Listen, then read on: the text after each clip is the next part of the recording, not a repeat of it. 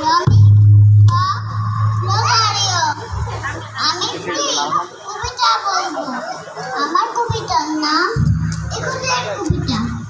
শুনুন তাহলে ইকুতের কবিতা। লিখেছেন আল মাহমুদ।